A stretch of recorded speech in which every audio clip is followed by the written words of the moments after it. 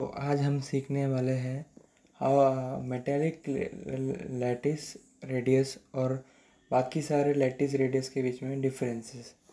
जैसे अपन को पता है एटॉमिक रेडियस होता है।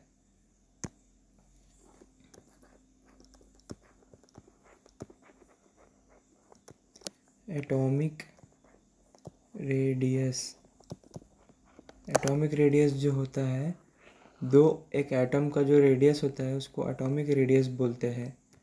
सपोज़ अगर ये एटॉमिक रेडियस तब भी कैलकुलेट होता है जब हमारे पास दो एटम्स हो, दो कॉन्स्टिट्यूएंट एटम्स हो जो एक दूसरे के बॉन्ड बना लिए, साथ बॉन्ड बना रहे हो।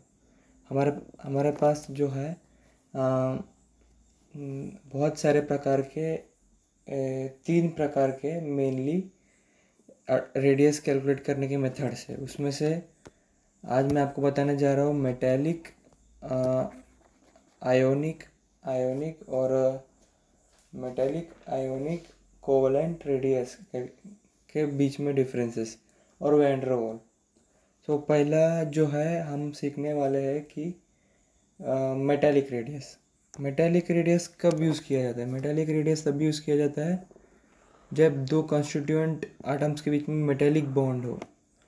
जैसे तक आप जानते हो मेटेलिक बॉन्ड मतलब एक दूसरे पे ओवरलैप नहीं होता है। मतलब हम ये फिगर रॉन्ग होगा। अगर मेटेलिक रेडियस का मतलब है कि जस्ट एक दूसरे से टच होना, मतलब जस्ट टच करते हैं एक दूसरे से, इसको मेटेलिक रेडियस बोलते हैं।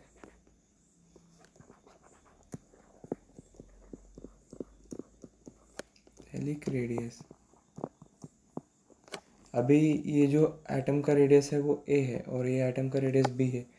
तो अगर हम लोग को मेटेलिक रेडियस फाइंड आउट करना है तो हमको a प्लस बी बाई 2 करना पड़ेगा। एक्चुअली जो मेटेलिक रेडियस है उसका वो कैलकुलेट किया जाता है तब भी जब दोनों आइटम एक सेम हो, मतलब जैसे कि ए और ए हो। So we can write a plus b is equal by a plus a by 2। Now और जो वैन डर वाल रेडियस होता है उसके अंदर क्या होता है, वैन डर वाल रेडियस के अंदर क्या होता है कि जो दो गैस एटम्स रहते हैं, जैसे एक गैस हो गया ऑर्गन और ये दूसरा गैस हो गया आर्गन, तो इसके बीच में कुछ वैन डर वाल फोर्सेस होती है। उसके वजह से इन दोनों के बीच में अट्रैक्शन होता है। उस अट्रैक्शन की वजह से इन दोनों के बीच में डिस्टेंस थोड़ा पास में आ जाता है। तो इस रेडियस को बोलते हैं वैन डर वाल रेडियस। तो वैन डर वाल रेडियस फाइंड आउट करने के लिए हमको C1 C2 बाई 2 करना पड़ेगा, मतलब दोनों सेंटर के बीच में डिस्टेंस बाई 2 ऐसा करना पड़ेगा हमको। और कोवलेंट रेडियस कैसे फाइंड आउट करते हैं? कोवलेंट रेडियस मतलब एक दो आटम एक दूसरे के साथ ओवरलैप कर रहे होते हैं। इस कंडीशन में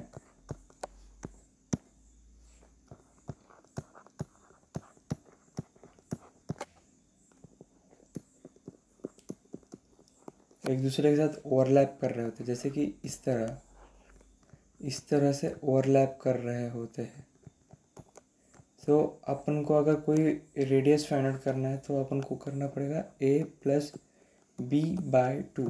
इससे हमको मेटेलिक रेडियस फाइंड आउट। अभी बहुत सारे जगह ये सब तो बता देते हैं, पर इसके बाद में जो आयोनिक रेडियस है वो नहीं बताते हैं। आयोनिक रेडियस क्या होता है, जो जब भी एक दो आयन रहते हैं तो दो आयन के बीच में जो डिस्टेंस होता है उसको आयोनिक रेडियस बोलते हैं। किसी भी आयन का जो रेडियस रहेगा वो आयोनिक रेडियस माना जाएगा।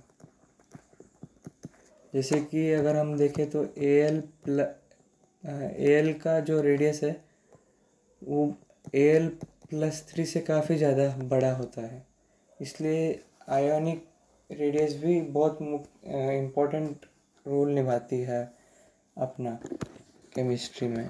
सो अभी हम पढ़ने जा रहे हैं इन सब के बीच में रिलेशन। तो जैसे कि आपने देखा कि सबसे ज़्यादा डिस्टेंस जो वैन डर वाल रेडियस का होता है, सो वैन डर वाल रेडियस सबसे बड़ा होगा।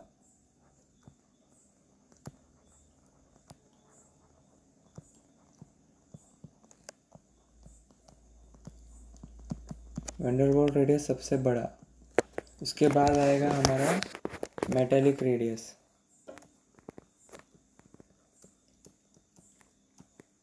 उसके बाद हमारा आएगा कोवेलेंट।